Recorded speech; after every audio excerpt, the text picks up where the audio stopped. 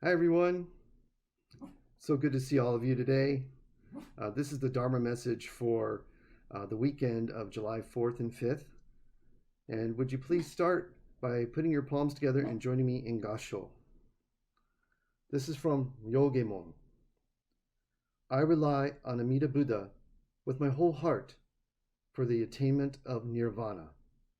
Namo Amida Butsu, Namo Amida Butsu, Namo Amida Butsu, Namon Dabutsu, Namon Dabutsu, Namon Dabutsu, Namon Dabutsu. So, I'm very happy to see all of you. It's been a while. And trust me when I say that I do miss you very much. You'll also be happy to know that the temple as a building is doing well. I go there once a week along with Senseis, Lynn, and Mike just to check on the grounds and make sure it's okay. And others go there as well and trim the bushes and pick up trash that may have blown into the property. But the temple is doing well. But just so you know, a temple is more than just the building.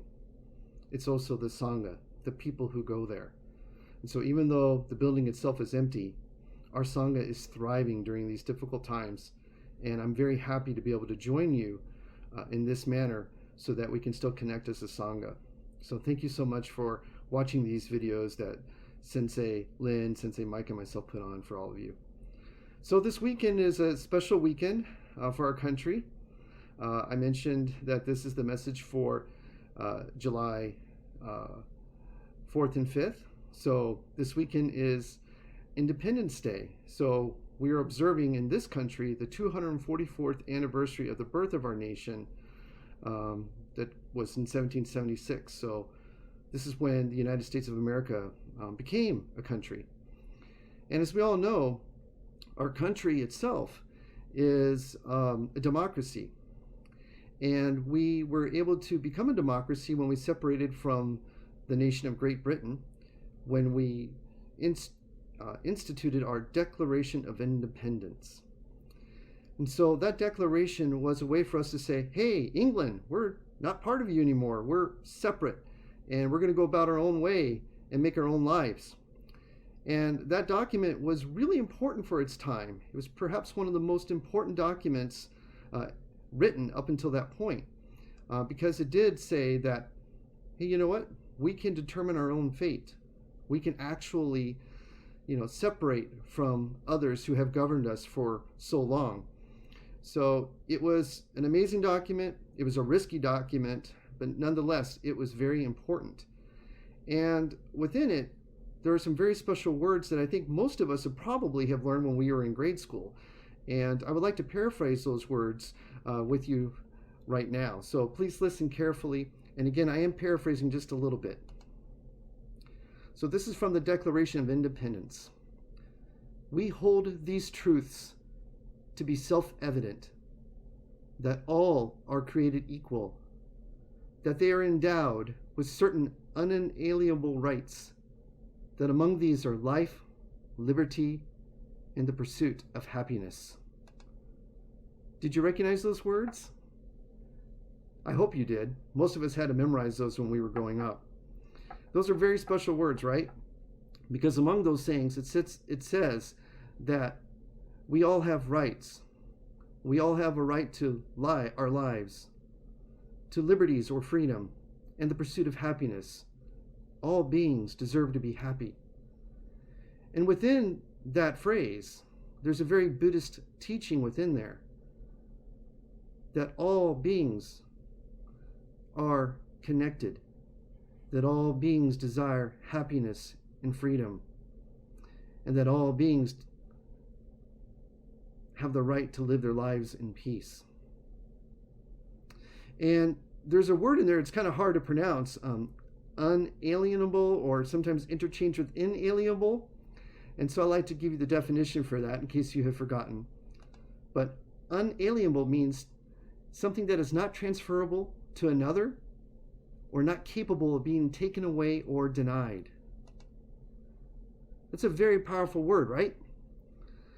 So, interesting thing about democracies, whether it's our democracy or other countries, democracies are full of hypocrisy, right? And the reason why I say this is because even as those words were written some 244 years ago,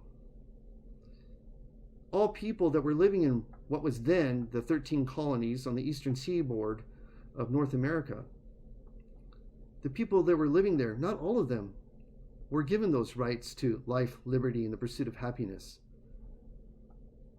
Whether people were native to that land, or sailed to that land as immigrants, or were forcibly brought to this land and put into enslavement, those people were denied those rights by the ones who actually wrote the Declaration of Independence.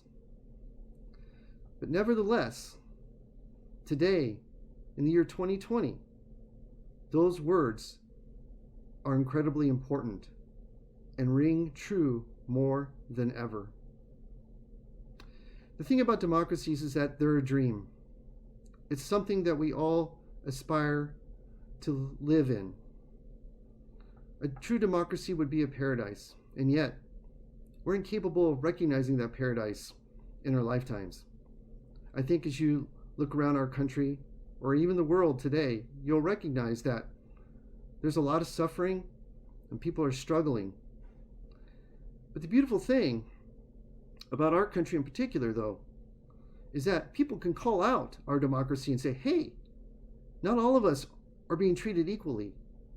Not all of us are living our lives in freedom and the pursuit of happiness. We're suffering. That's a beautiful thing about our country. And so even though we can turn on the news or peruse social media and we can see so much anger and frustration and anxiety, it's not necessarily a bad thing, because it's people that are calling out saying, hey, we are not living up to the ideals of this nation. We are not living the dream of democracy yet. And so it's a healthy thing to actually have people calling out our country and our leadership. Again, we're all aspiring to realize that perfect paradise on this earth. And I think that can be said for people all over the world.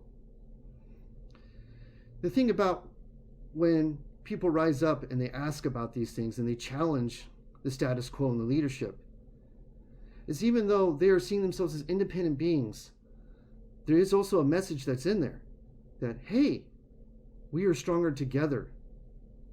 United, we cannot fall. And that's also a powerful thing to realize, because that in and of itself is a very important Buddhist teaching. The recognition that being independent, we still need one another. And that is a universal law known as the law of interdependence.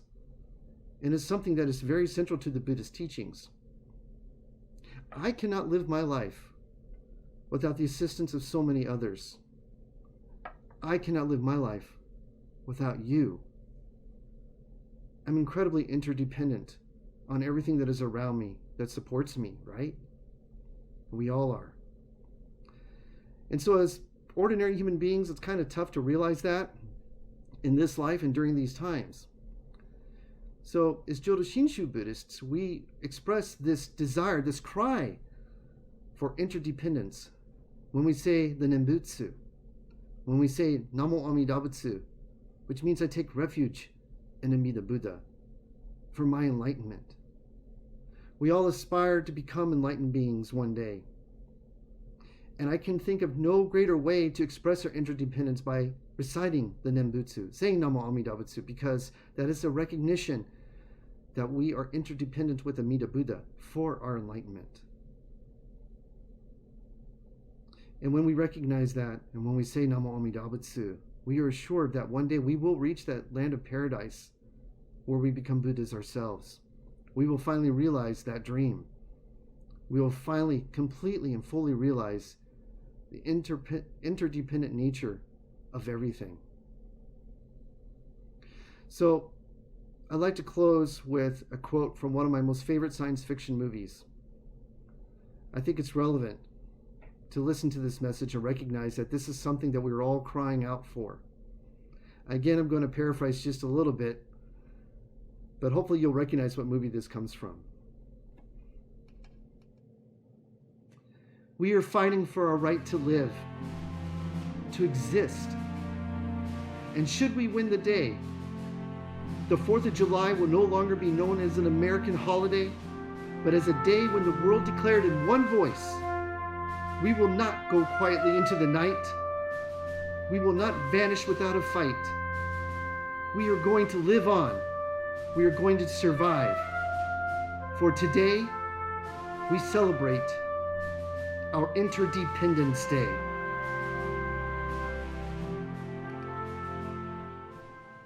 I invite you to keep fighting the good fight until we can all realize that land of paradise. Keep fighting the good fight each and every day when you wake up. The fight that's within here to realize that we are all interdependent on one another. That we all must rely on one another. And that united, we are stronger. Thank you so much for listening. And would you please put your hands together one last time and join me in Gasho. I rely on Amida Buddha with my whole heart for the attainment of nirvana. Namo Amida Butsu, Namo Amida Butsu, Namo Amida Butsu, Namanda Butsu, Namanda Butsu, Namanda Butsu, Namanda Butsu. Thank you again for joining me. If you enjoyed watching this video, please know that we put several awesome videos up, either on our Facebook page or temple webpage, or you can also subscribe to the Arizona Buddhist Temple Dharma in the Desert YouTube channel. So it's good to see all of you. Can't wait to see you all again. Please stay safe and have a happy 4th of July. Bye now.